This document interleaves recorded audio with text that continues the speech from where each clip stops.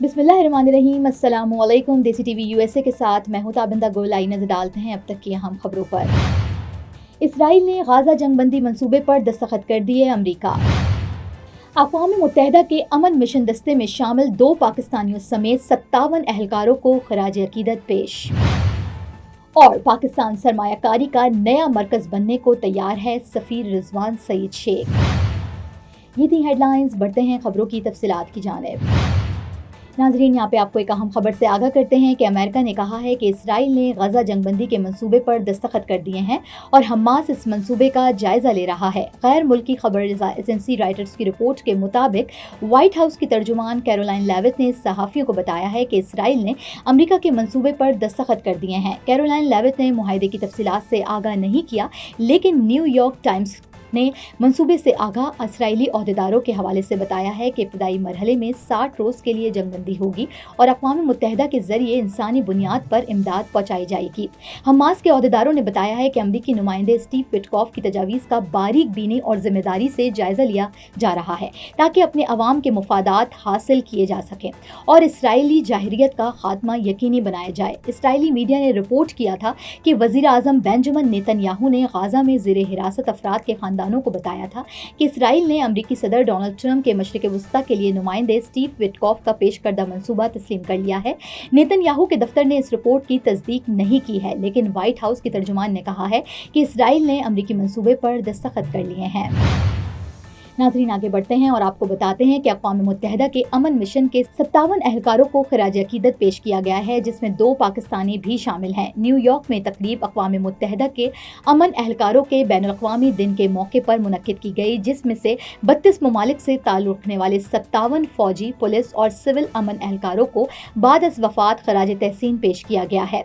इन एहलकारों ने गुज़िश्ता साल दुनिया भर के अमन मिशन में खदमात अंजाम देते हुए जान का नजराना पेश किया था।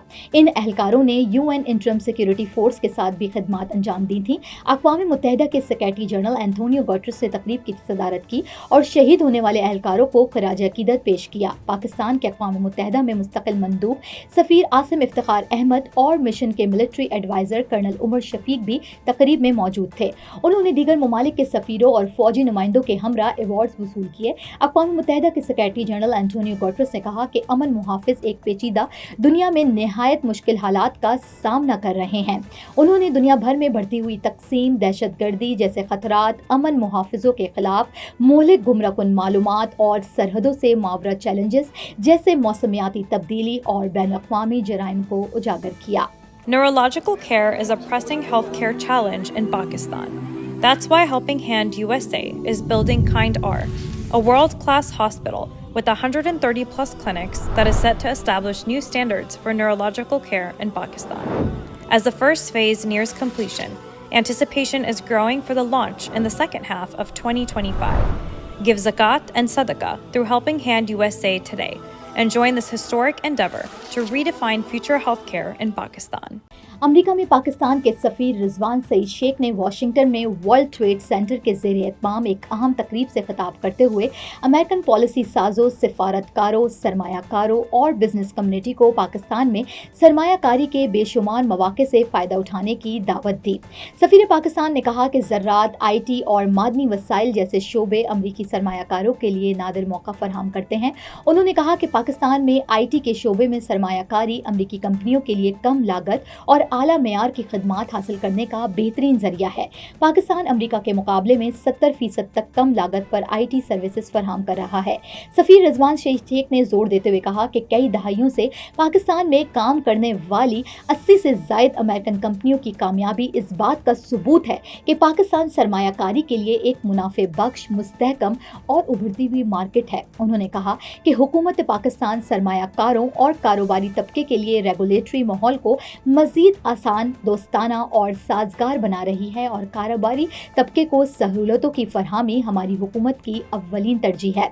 सफ़ीर पाकिस्तान ने अपने खिताब में हालिया पाक भारत कशीदगी का हवाला भी दिया और कहा कि भारत की जानिब से इश्तियाल अंगेज़ी और जहरियत ऐसे वक्त पर की गई है जब पाकिस्तान मुकम्मल यकसुई से मुआशी तरक्की की राह पर गामजन था। पाकिस्तान ने जहरियत का मौसर जवाब दिया जिस पर हमें कौमी सतह पर फ़ख्र है, लेकिन हमारी अव्वलीन तरजीह हमेशा अमन रही है क्योंकि यही मुआशी मुआशी तरक्की की बुनियाद है। उन्होंने कहा कि पाक भारत कशीदगी में कमी लाने और जंग बंदी की कोशिशों में अमरीकी क़यादत ने अहम किरदार अदा किया है, जो दोनों ममालिक के दरमियान सफारती ताल्लुकात की मजबूती का मज़हर है। सफ़ीर रिजवान सईद शेख ने इस बात पर भी जोर दिया कि पाकिस्तान और अमरीका के दरमियान दरीना सफारती, सियासी और मुआशी ताल्लुकात कायम हैं, जिन्हें मज़ीद वसअत देना और उनकी सफारती तरजीहात में शामिल है।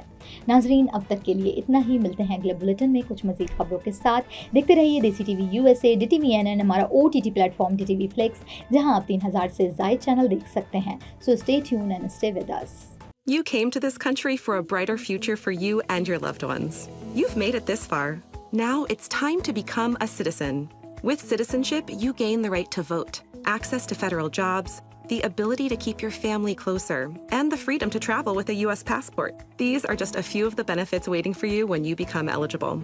We're here to help you through the process with free resources and personalized guidance. Together, we can make it easier.